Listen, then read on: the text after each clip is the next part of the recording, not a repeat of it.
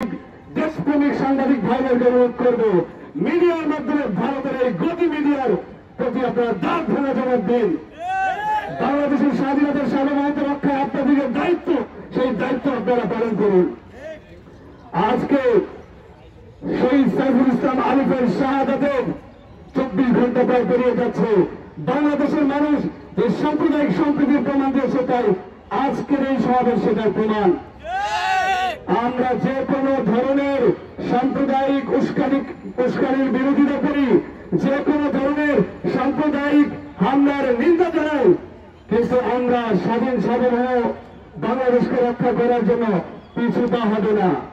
আমরা নিরবাসী মানে আমরা দুর্বল নই, আমরা নিরবাসী মানে আমরা ইন্ডিয়ান মিডিয়া প্রোপাগান্ডা, ইন্ডিয়ান উগ্রবাদীদের ষড়যন্ত্র সম্পর্কে নীরব নই, আমরা সবই জানি।